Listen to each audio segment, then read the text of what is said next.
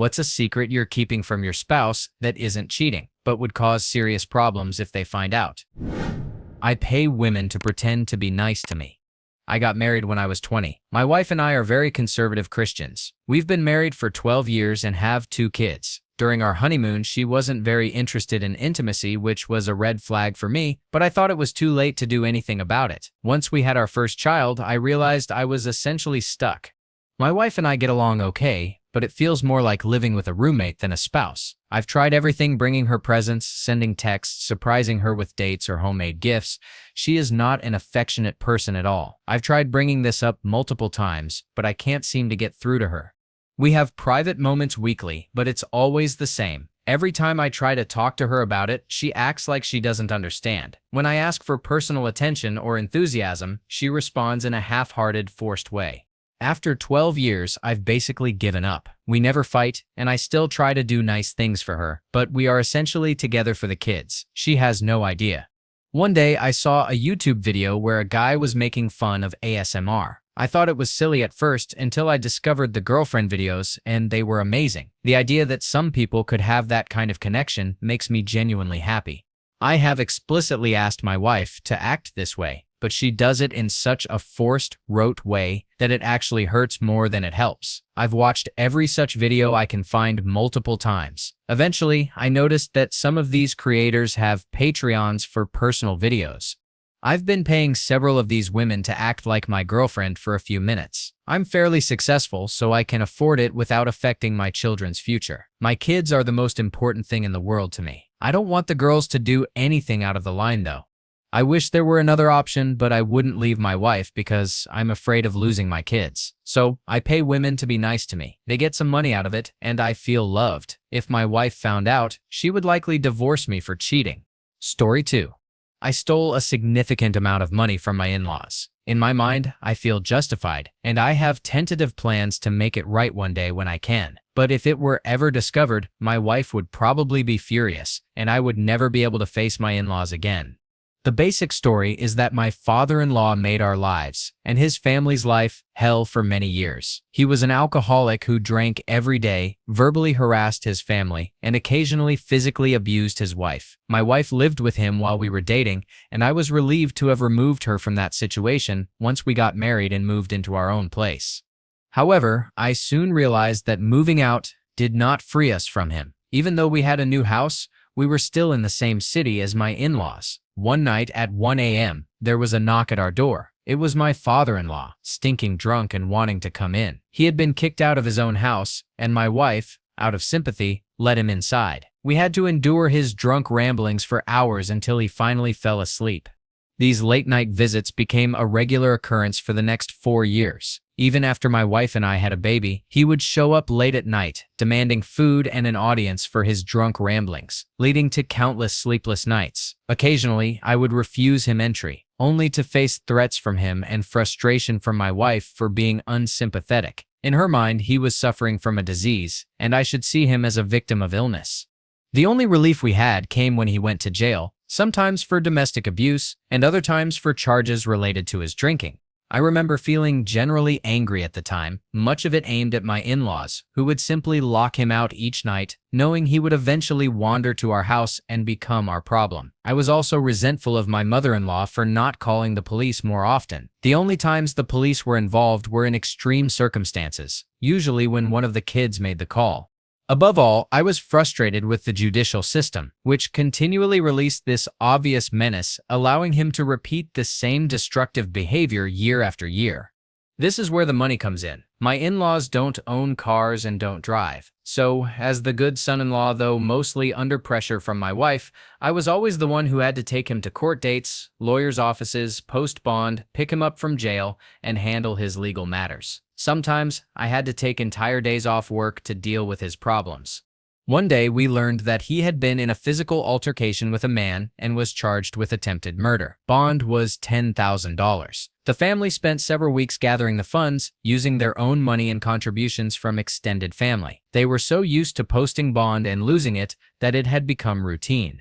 Long story short, my father-in-law was convicted and sentenced to several decades in prison, given his long criminal history. I remember breathing a sigh of relief, thinking we wouldn't have to deal with him for the foreseeable future. However, due to a court technicality, the bond was returned. Since I had posted it, the check was in my name for $10,000 plus interest. My in-laws, accustomed to losing their bond payments and legally and financially inexperienced, had no idea. So I decided to pay myself. I know it was their money, but I felt justified given the time I had spent and the emotional hardship I endured when they refused to handle the matter themselves. I don't feel entirely right about it, and if I ever have the chance to repay that amount in full, I want to make it right. But that day is not today. Story 3. My family are very socially conservative. We were all raised in a fundamentalist environment and are expected to follow those values. I've become very good at playing the innocent ingenue, the good little church girl who is a pillar of the community. Partly, this is because I can honestly tell my family I've never had alcohol, never smoked, or done any drugs. I knew I was a lesbian in high school, but stayed very closeted out of fear. I already knew I wasn't comfortable with the faith I had been raised in, and accepting my sexuality was the beginning of that break. I went to college out of state at a more liberal school. Over the course of college, I've probably been with around 30 women, most of which were one-night stand. I should note that these were some of the happiest days of my life, and I was completely on board with the arrangement. I've never been in a long-term relationship, and I can't imagine introducing a girlfriend to my family. Whenever I go home, everyone still assumes I'm saving myself for marriage. I've even invented a few good Christian boys who treated me well, but none of those relationships ever worked out.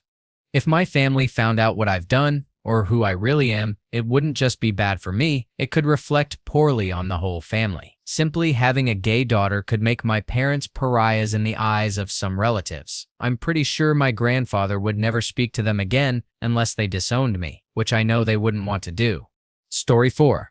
About 10 years ago, when I was 8 years old, I couldn't sleep one night and began wandering around the house, looking for something to do. It was winter, and there was a fire in the fireplace. I started tossing small things into it, watching them burn. At one point, a large log rolled out. Panicking, I tried to smother it with a blanket, then ran to the kitchen to get water. When I came back, the entire living room was already on fire. Our house was made of wood, and within a minute, it was burning out of control.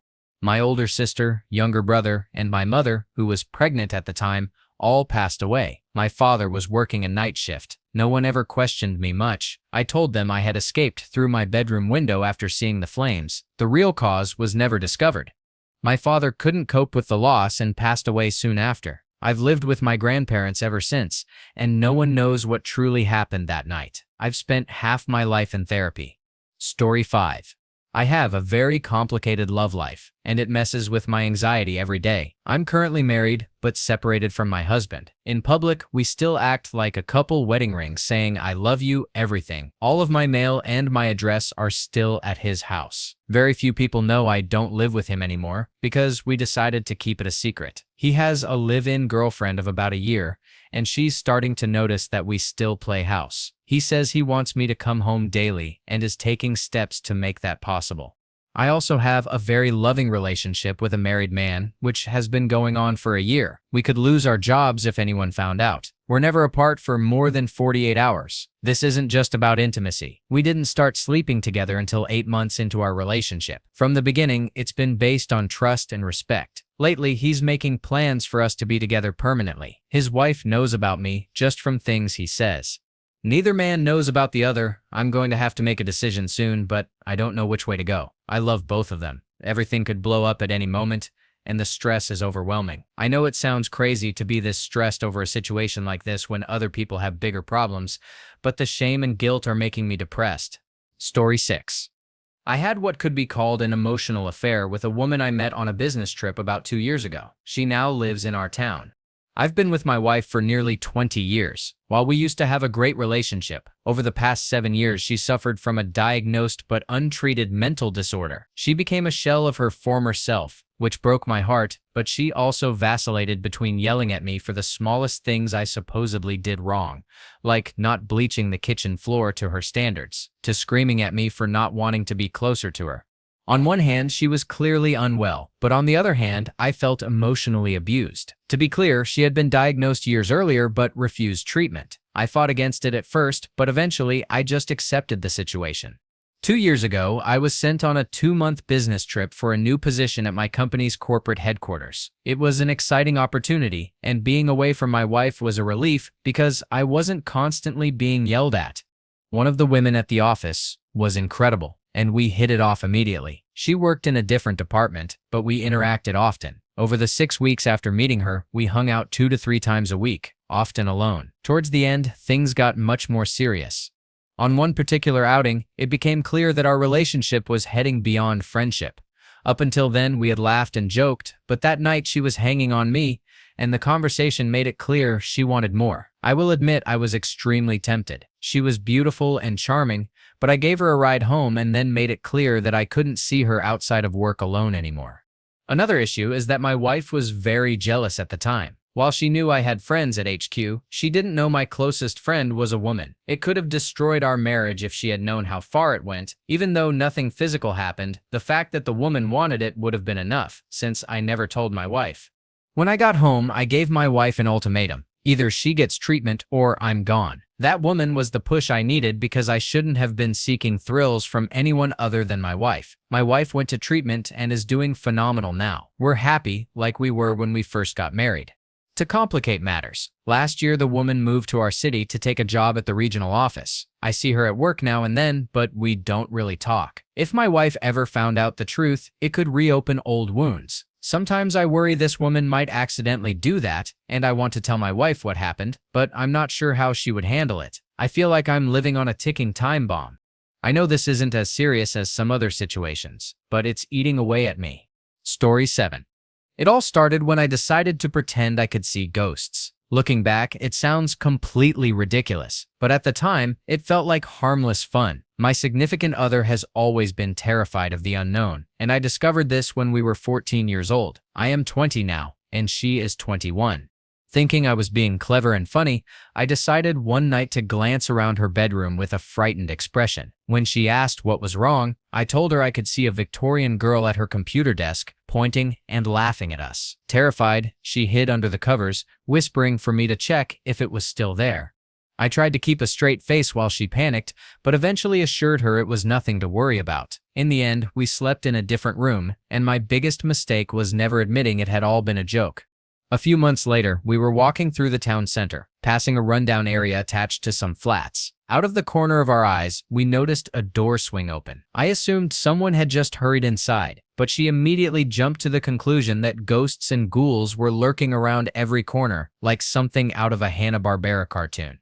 Being the clever rascal I thought I was, I decided to play along. "Did you see it?" I whispered dramatically. "See what?" she gasped. "The figure going up the staircase." "No. Did it open the door?" "Yeah, look, it zips closing now." Within seconds, she bolted out of the area, practically sprinting home, while I followed behind, laughing silently, still not ready to confess that I was a shameless liar. I realized my prank had gone too far, so I decided to come clean, or at least partially. Instead of admitting the truth, I invented an even more absurd story. I told her I had gone to see a psychic who performed a ritual with feathers, glass, and cards to remove my ability to see ghosts. It was completely ridiculous, and I expected her to call me out, but she didn't. She believed every word, young, naive, and trusting, and we never spoke of it again. Then, about 2 months ago, we were in a McDonald's drive-thru when a fox appeared, dragging discarded food bags into the shadows. Out of nowhere, she turned to me and asked, "You can't see ghosts anymore, can you?" I looked her straight in the eye and said, "No, I can't." Am I in trouble now? I'm an a-hole, a jerk, a liar, a crapwit, and more, a delightful parade of insults. I couldn't stop laughing, and the more I did, the more she got wound up trying to hold back her own frustration. Eventually, she couldn't contain herself and burst into laughter, the tension finally melting away. For a moment, all the chaos of my prank, the fear, the lies, the absurd ghost story, turned into something we could both laugh about. By the time we climbed into the car and drove home, we were laughing together, the ridiculousness of it all transforming a reckless joke into a memory we'd never forget. Now for the serious part. Every few weeks, during small arguments, she reminds me, "You always freaking lie about everything." She's not entirely wrong. Sometimes I forget to email her, text her, or follow through on promises, and it all adds up. I don't think she believes I'm a compulsive liar, but she isn't entirely wrong either. I do lie, often just because I can. Except for this story. This one is completely true. Ghosts are too spooky for my girlfriend. I'm sorry, Baba. Story 8. I failed last semester at school. I didn't tell him because we had a vacation planned in May, something he had been really looking forward to after all the stress from work and other things. I also knew he was eager for me to graduate so we could move, and I couldn't bear to disappoint him. After the vacation, there was a wedding we had to attend, so I decided to wait until that was over. Then came a concert we'd bought tickets for with friends the previous winter. I kept putting it off, and before I knew it, months had passed since I'd failed to come clean. Of course, the best time to tell him would have been right away, but I didn't. When I finally did, the new semester was starting. He still thought I was in school, but I wasn't. I had to wait one semester because of school policy. I finally told him, and now, after 4 years together, we're no longer a couple. I really messed that one up. Story 9.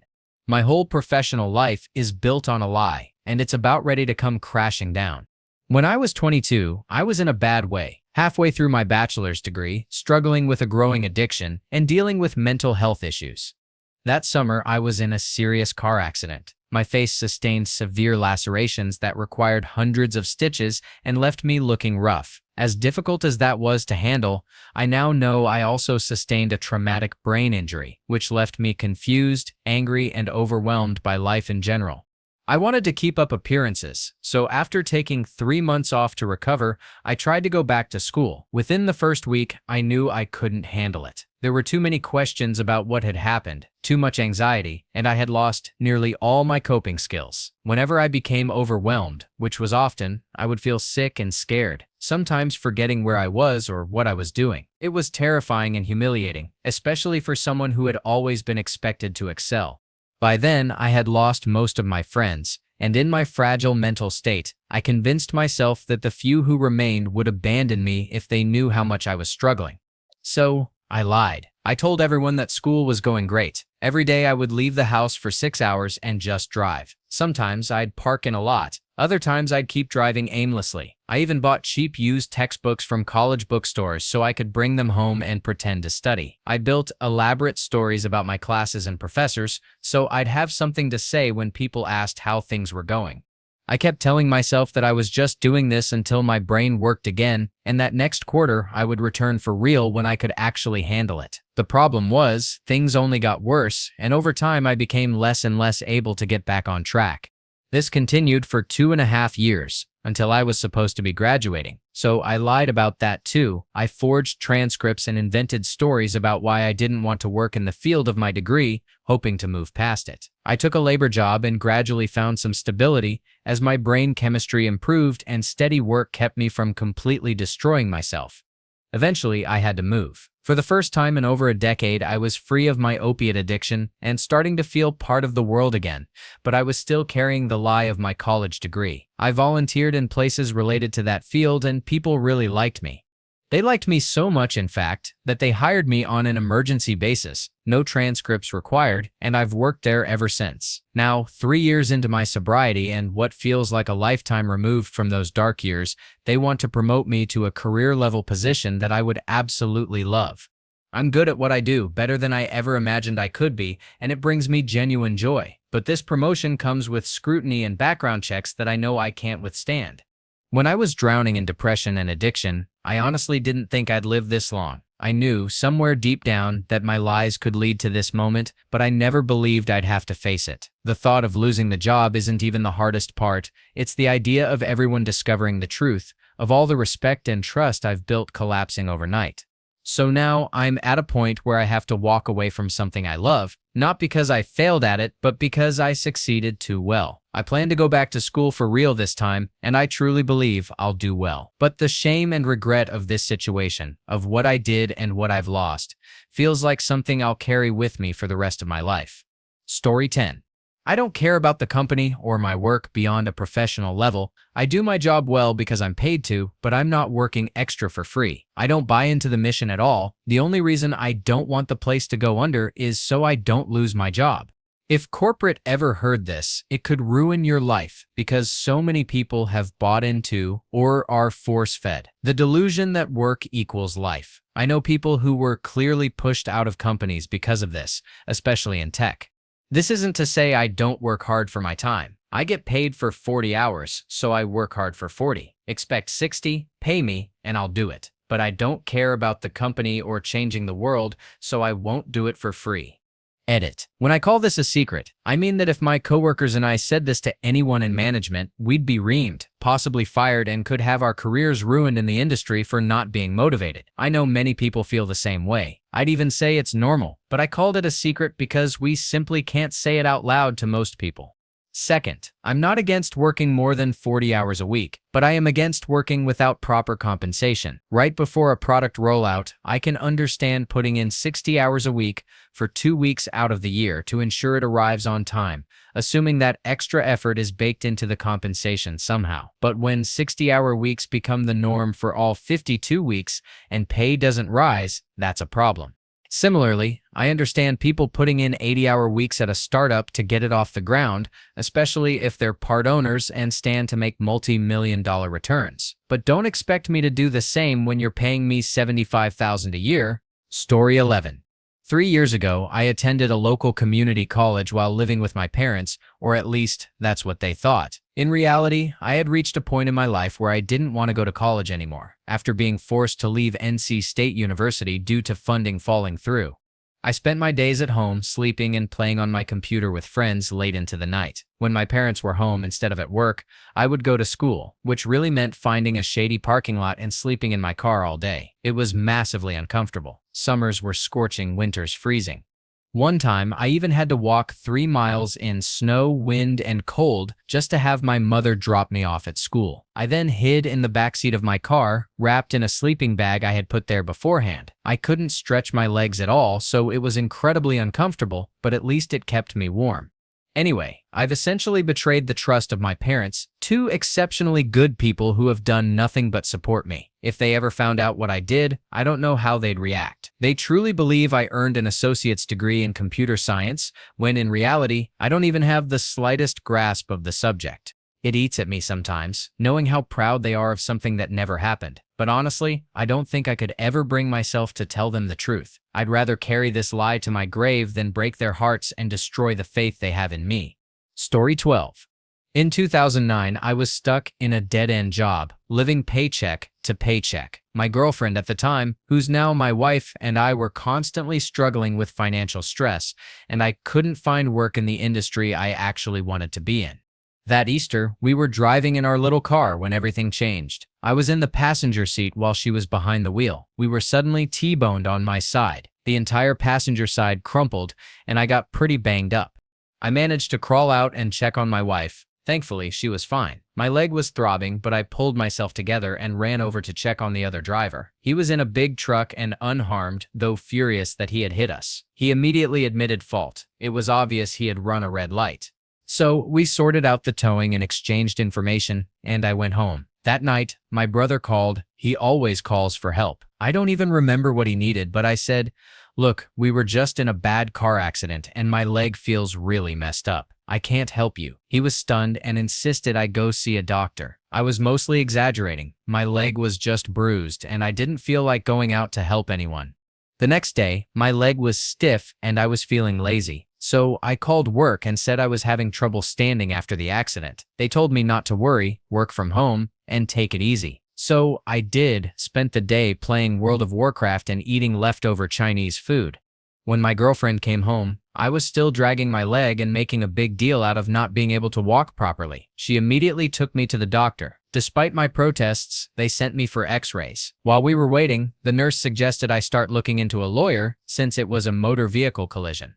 I don't know what I was thinking, but I just went along with it and started faking the injury. The x-rays came back negative for any fractures, though they mentioned a possible dislocation that might have corrected itself. I said, "Yeah, that makes sense. I remember a sharp pain during the impact."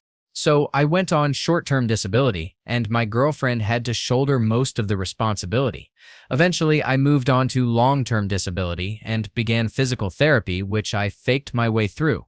Fast forward about a year. By then, I was done pretending and had recovered. At a party, some friends introduced me to a guy who had heard about my struggles. He was impressed by my perseverance and offered me a salaried position. Nothing huge, around $45,000 a year, but after years in retail, it felt life-changing. Then came the settlement, over $90,000, which my girlfriend and I used as a down payment on our first house. 4 years later, I was thriving, making over $100,000 a year with commissions, promoted several times, married, and living comfortably. And the wildest part? It all started because I faked an injury after a car accident so I could stay home and play World of Warcraft. My entire life ended up built on that one lie. And even now, sometimes I still casually say, my leg's acting up. Story 13.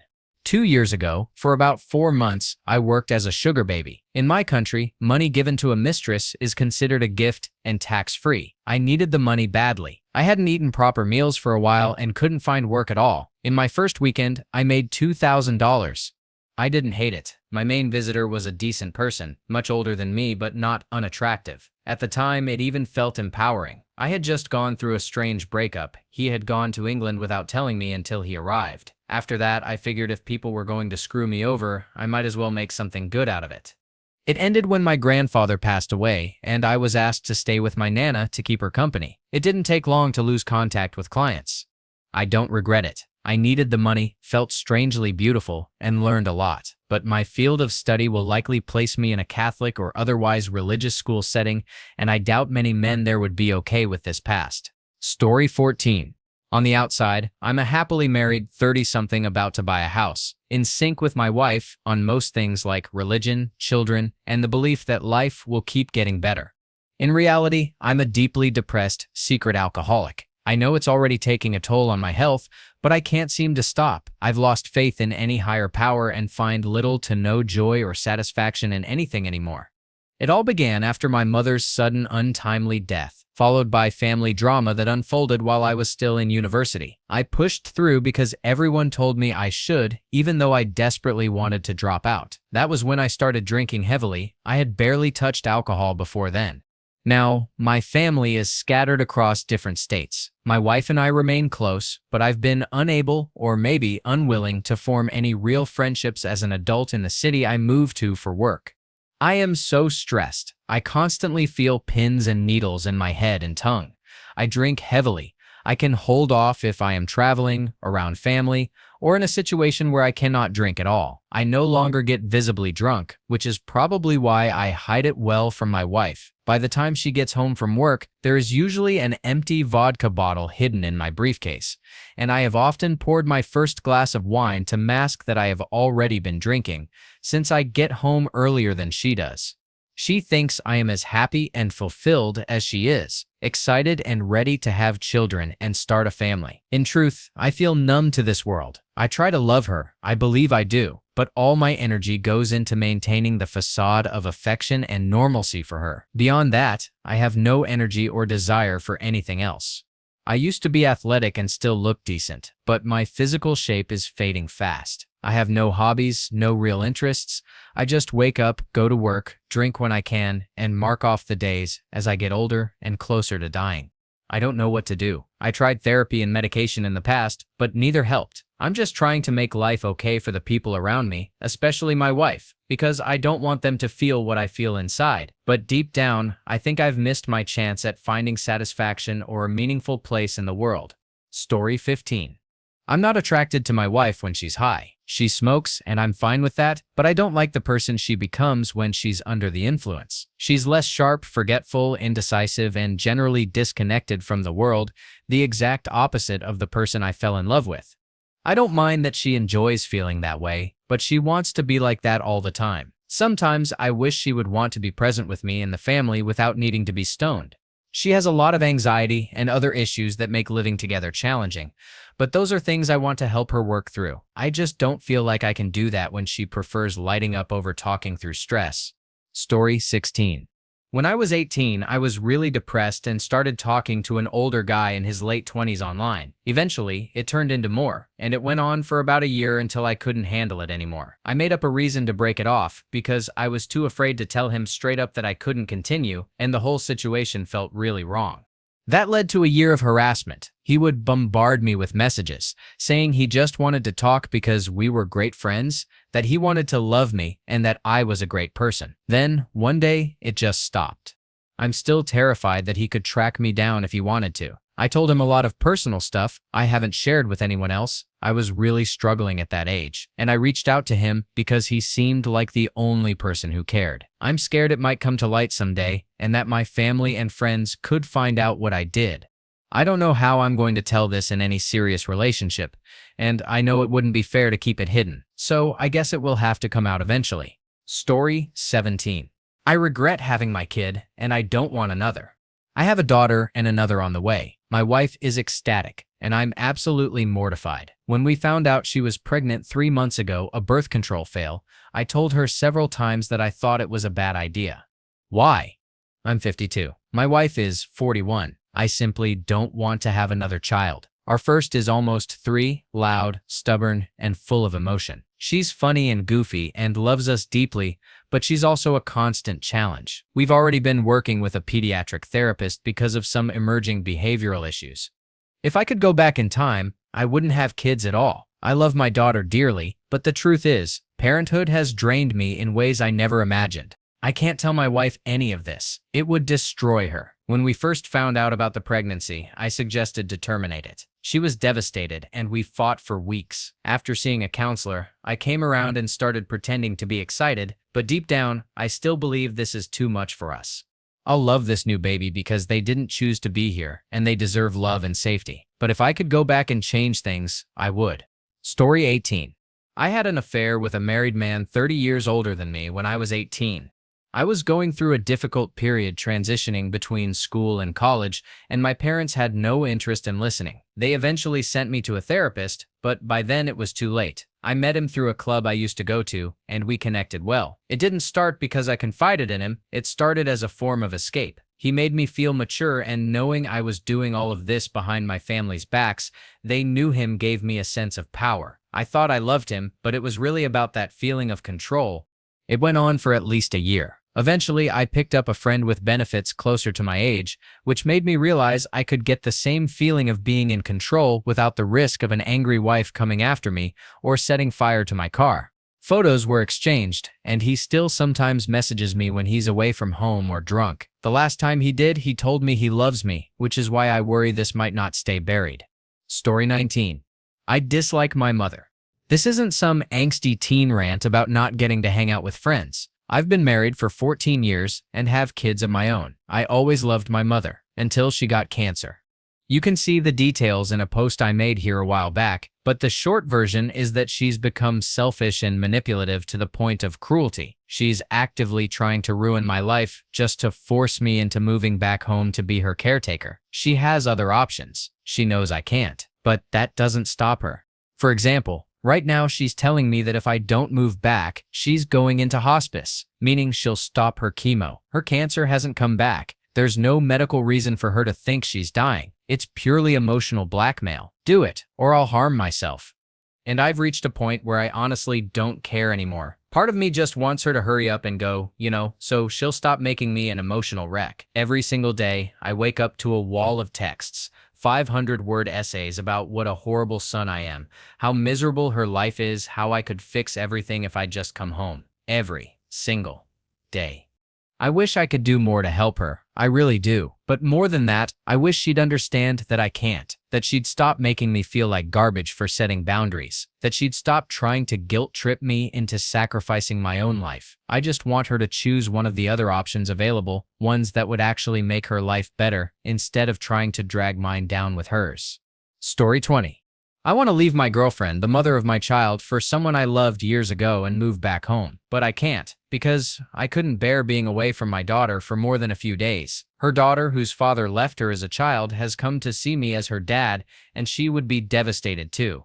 It's not that her mother and I are on bad terms. It's just that I'm not in love with her. I never have been. It's not about child support. That wouldn't bother me at all. It's about the children. I feel that if I leave, they may never trust anyone again. Even with joint custody, leaving my daughter would risk losing the bond we've worked so hard to build.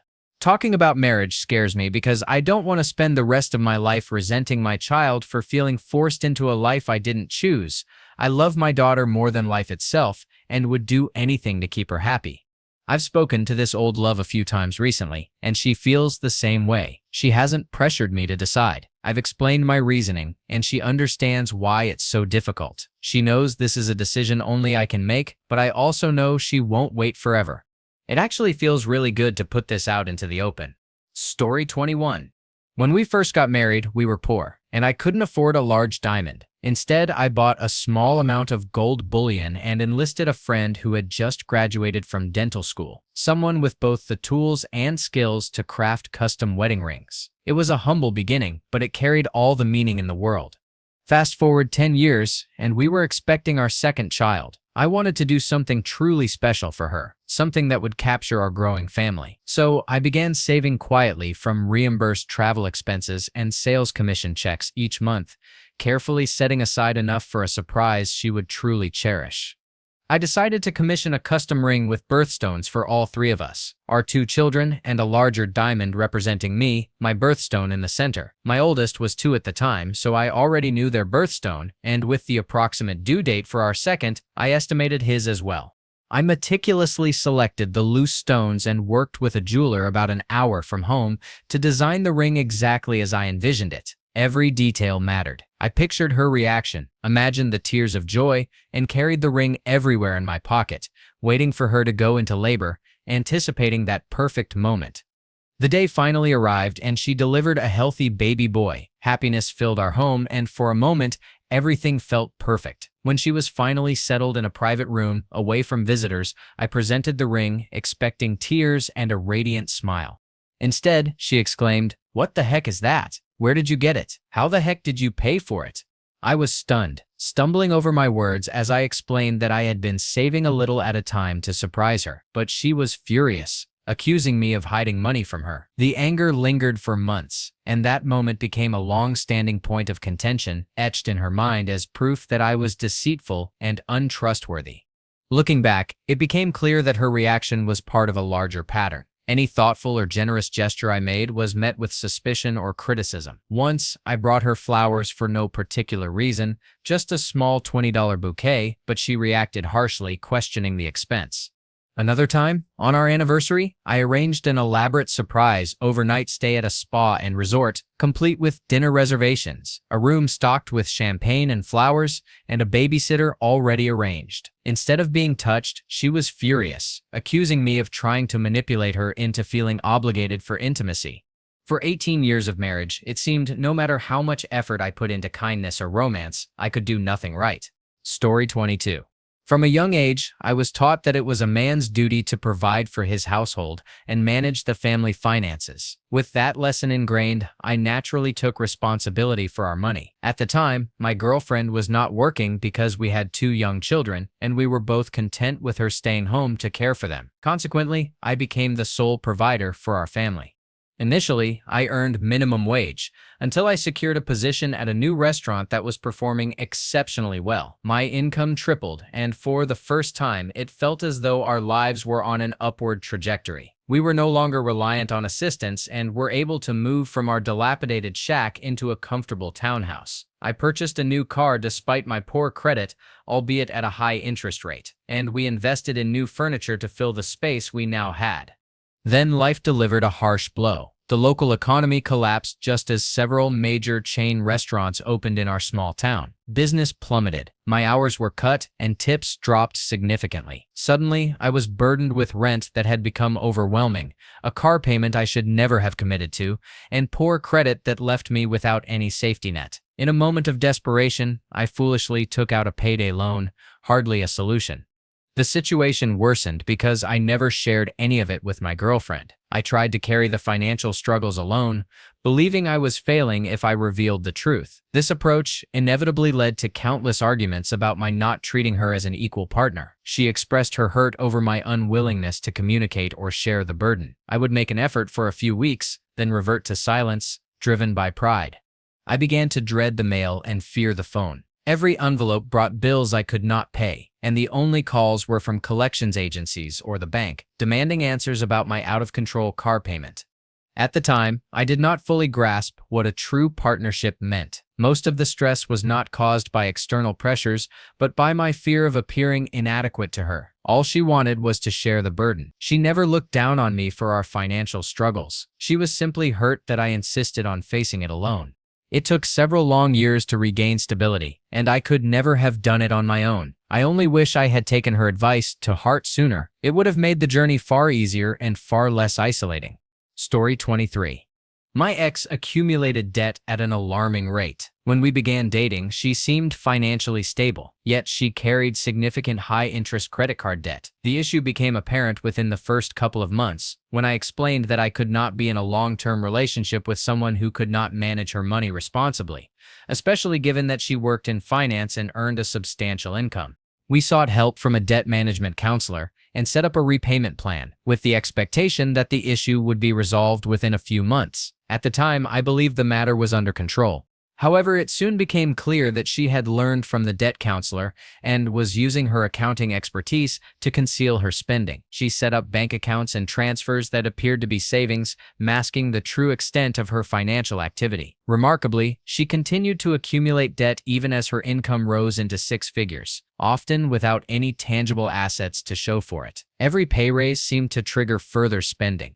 Over time, I ended up covering the majority of fixed expenses, including my mortgage, while she gradually dropped one bill after another, until I was effectively carrying almost everything. I assumed that, as her husband, it did not matter where the money was going. My friend, however, suspected that she was diverting funds into hidden accounts, given that hundreds of thousands of dollars seemed unaccounted for.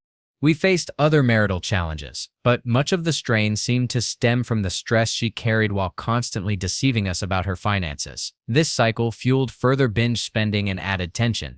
Our marriage ultimately ended, likely because our plans to move would have revealed the full extent of her debt. At the time, she would have owned 50% of our home with me, putting her in a weaker position in the divorce. When the size of her debt finally came to light, it was especially painful to see the perverse satisfaction she seemed to derive from taking half of the money I had saved, even though I had been covering 80% of our fixed expenses.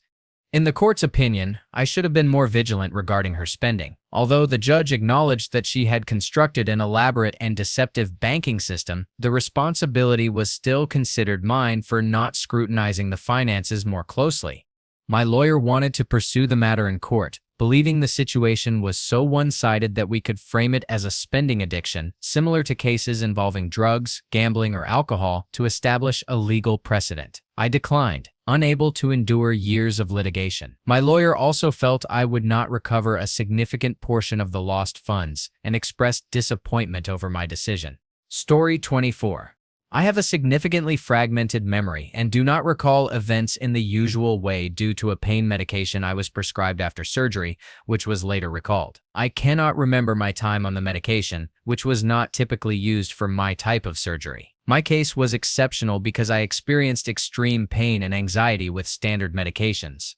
The mental cloud never fully lifted, and now my memories are triggered rather than spontaneously recalled. I may forget an event entirely, only to remember it later with perfect clarity. I can construct a narrative sequence such as A equals B equals C after repeatedly telling it to myself, but often small details emerge that require considerable effort to integrate coherently. New memories form normally, and I do not have difficulty with them. The issue primarily affects memories from during or before the period when I took those medications. Around age 8, the mental blur recedes and my recollections become clearer. I did not disclose the severity of my memory challenges until my partner accused me of lying because nothing seemed to align. In truth, once I documented everything on paper over a few weeks, it all made sense. I rarely share this with anyone. He is virtually the only person who knows because I rely on carefully written notes and confirmation from others to ensure accuracy. None of my memories are fabricated, but recalling events such as my essay, abortion, significant birthdays, visits from social workers, or the day I met my half-sister requires immense effort. These are mostly traumatic or exceptionally positive moments. I share many memories on Reddit, but only those I can remember clearly without writing them down. Many others remain unspoken because forcing my mind to recall details is exhausting and risks false memories surfacing. We had an extensive heart-to-heart conversation, and he advised me to focus on my peace of mind rather than forcing memory recall.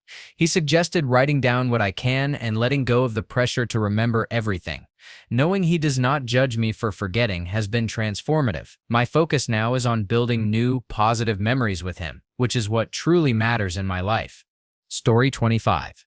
I'm the angry spouse in this story. My husband and I split our bills evenly, and one of his responsibilities is handling the insurance for our house and cars. We pay for the coverage a year at a time, so we went into the agency, got everything settled, and paid in full. About 8 months later, a massive hailstorm hit our town. The siding and roof were badly damaged, and both of our cars took a beating. When I called the insurance company to file a claim, they told me our policy had been canceled back in January. Apparently, they'd tried to reach my husband, but he's terrible at returning calls or opening his mail because he didn't want to deal with it. They'd requested some additional documents that were never sent, then charged a small fee that went unpaid, and as a result, they dropped our coverage completely. So now we're personally on the hook for $9,000 in property damage. It took months to find a new insurance company willing to cover us since we'd gone more than 60 days without coverage, and now we're stuck paying high premiums on everything for the next year. I have never been so furious in my life. For a while, I genuinely thought about ending the marriage. I'm still upset whenever I think about it, but these days, I'm the one who opens the mail and keeps track of all our accounts. The house siding won't be fixed anytime soon, and the cars are still dented, but at least the roof is repaired and the windows are replaced. Baby steps. Story 26. I've fallen in love with my friend who I'm going to be moving in with in August.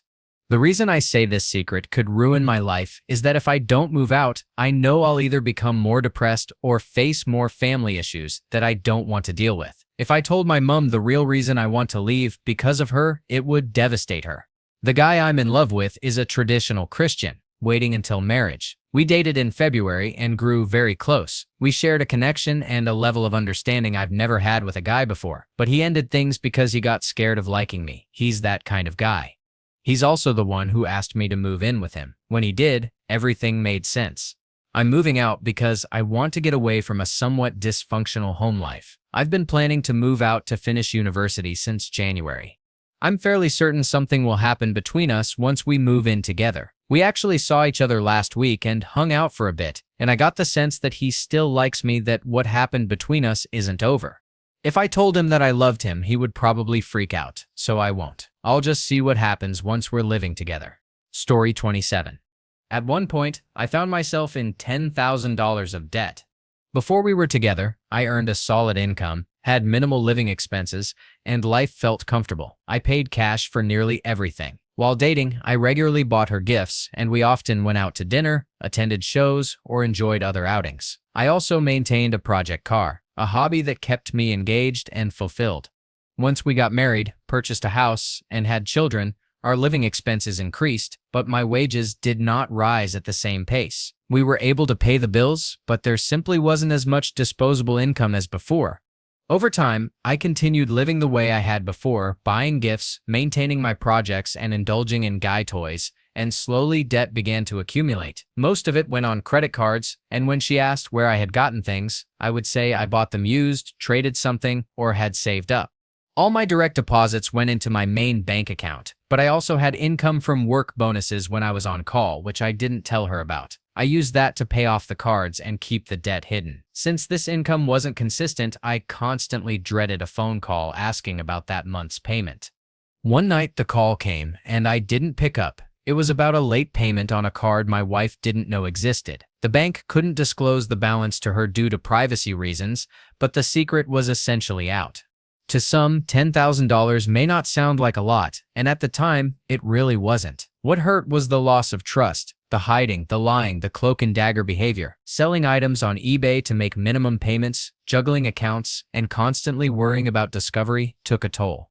We worked through it, and it ultimately strengthened our marriage. Together, we made a financial plan and addressed my spending habits. Rebuilding trust took time, but I still wish I had told her sooner or never let it get that far. Thank you for watching. If you enjoyed this video, be sure to give it a thumbs up, subscribe, and hit the bell icon so you never miss an update.